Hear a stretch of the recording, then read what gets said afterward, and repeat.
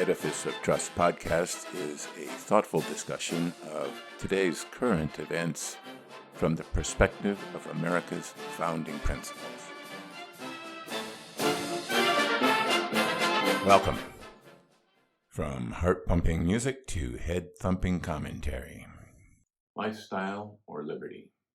President Biden has proposed trillions of dollars of government spending in an attempt to transform America.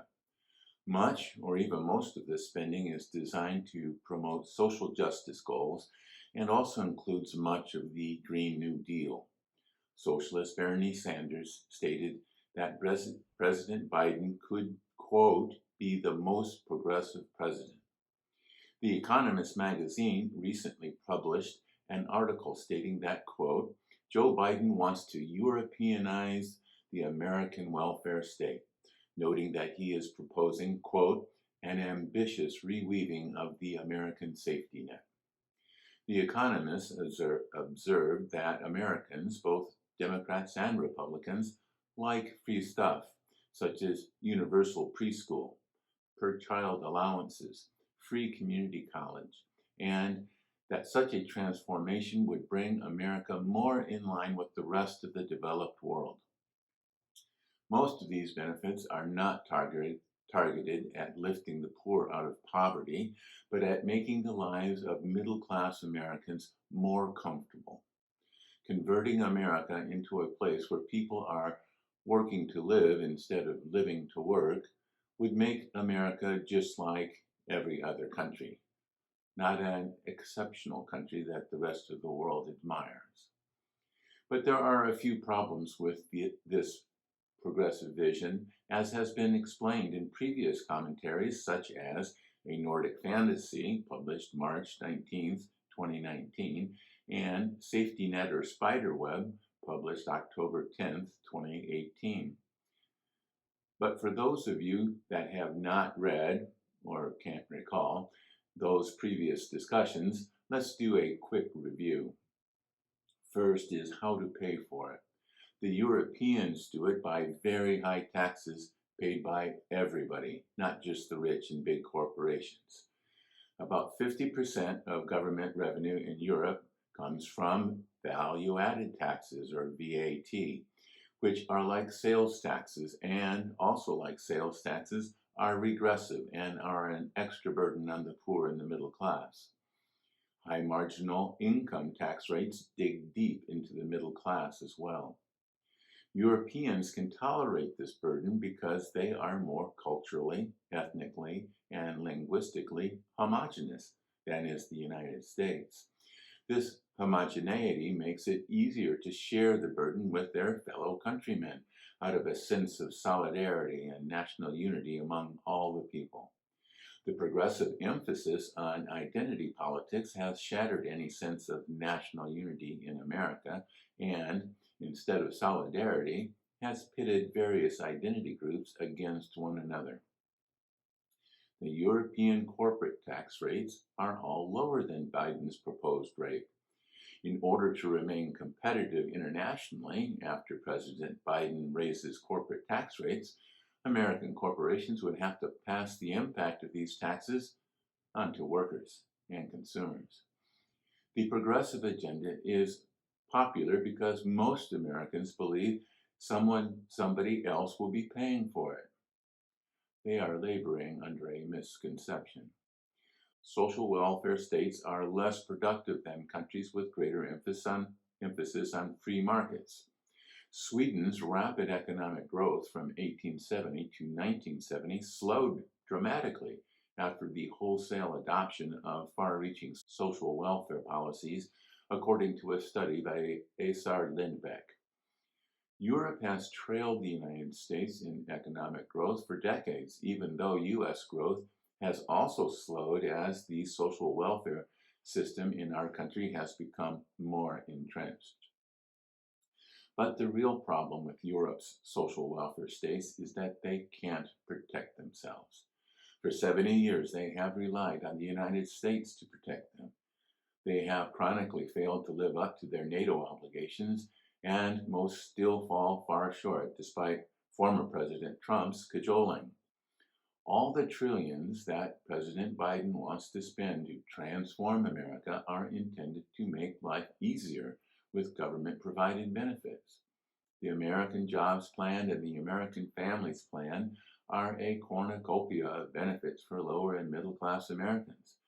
The benefits include free pre-K, free community college, direct payments for children, and additional tax credits, all while promoting the Green New Deal and a Black Lives Matter inspired equity of outcomes in U.S. institutions.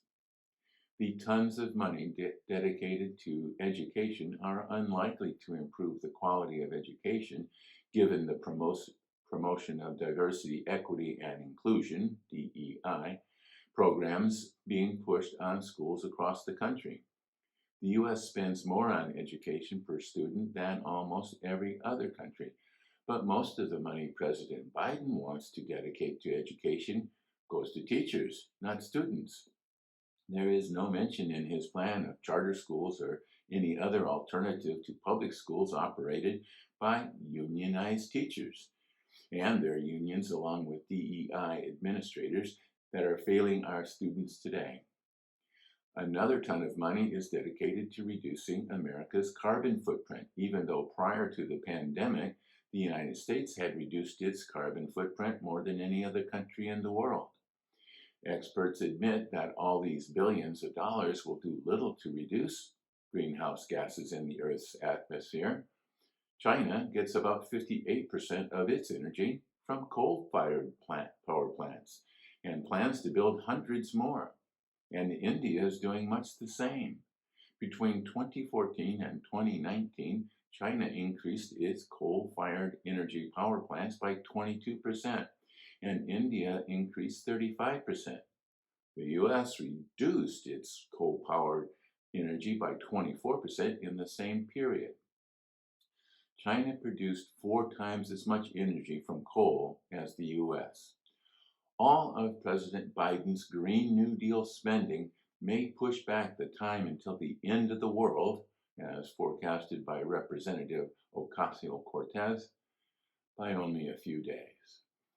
Europeanization of the United States as being implemented by the Biden administration would do little to achieve the announced goals of all these trillions of dollars of spending, while greatly benefiting the unannounced goals of entrenching unions across the country, hiring DEI trainers in our institutions, and assuring democratic control for the foreseeable future. To achieve these ends, President Biden is proposing a massive increase in his 2022 budget, most of which is generated by non-discretionary spending, also known as entitlements, but also increasing non-defense discretionary spending by 16%, while limiting the increase in defense spending to 1.7%, which is less than their estimated inflation rate of 2.3%. The Europeanization envisioned by the Biden administration and ardently promoted by the progressive left will leave the U.S., just like Europe, unable to defend itself. Ponder that while you listen to a brief message. My latest book, The People's God, Ruminations about God, Religion, and the Future of Western Civilization, has just been published. The book traces the origins of religion and how religions have affected civilizations throughout history. It looks at the increasing secularization in Western countries and analyzes whether a just and moral society can survive without religion. Now available at Amazon, Barnes & Noble, and Apple Books. You can find the links to these retailers on my website, www.edificeoftrust.com. Thank you. Welcome back. We are living in a period reminiscent of the 1930s that saw the rise of Nazi Germany, Fascist Italy, and Imperial Japan at a time when America was still trying to recover from the Great Depression. Like the 1930s, our adversaries are arming themselves in preparation for possible conflict, just as the Nazis, fascists, and Japanese did before World War II. China has 4 aircraft carriers under construction and have upped their defense budget for a decade. The Russians are rebuilding their nuclear forces in violation of the Strategic Arms Limitation Treaty and recently tested a hypersonic rocket that is designed to defeat American missile defense systems. These rising authoritarian states are not just building up their capabilities, they are putting their capabilities to use to advance their interests around the world. China is terraforming rocky outcrops into islands to assert its control of the South China Sea in defiance of the rights of other countries. The Chinese Communist Party is destroying the traditional culture of the Uyghurs in Western China and brainwashing them in re-education camps. It is doing the same in Tibet and now has taken over Hong Kong and has thrown everyone that believes in democracy into jail. It intends to do the same with Taiwan. Russia has invaded Ukraine and annexed the Crimea as well as the Georgian provinces of Abkhazia and South Ossetia, and it has troops in the breakaway Moldovan province of Transnistria. It poisons political dissidents in Russia and also in foreign countries. Its client state, Belarus, used a fighter jet to divert and hijack a commercial flight in order to arrest a political dissident. Throw in some rogue states like Iran, North Korea, and Venezuela, and it is easy to see that the world is a dangerous place, and it is becoming more dangerous every year. Despite all his trillions of dollars of plans, President Biden has no plan to deal with these existential threats. He needs to choose between lifestyles and liberty. Now is not the time to waste trillions of dollars on unproven and unreliable renewable energy projects or on progressive social policies that create unintended consequences that are worse than the social injustice they are intended to fix. Now is not the time to eviscerate the private sector when it needs to generate revenue in order to reinvest in technology and innovation. We need to compete with our adversaries around the globe. We cannot afford to pile on more debt from wanton deficit spending that undermines the value of the dollar as the world's reserve currency. We need to get our fiscal house in order and pursue policies that unite our people. On December 29, 1940, a year before America's entry into World War II, President Franklin Delano Roosevelt gave a speech laying out the dire situation that our country faced and said, quote, "We must be the great arsenal of democracy. For us, this is an emergency as serious as war itself. We must apply ourselves to our task with the same resolution, the same sense of urgency, the same spirit of patriotism and sacrifice as we would show were we at war."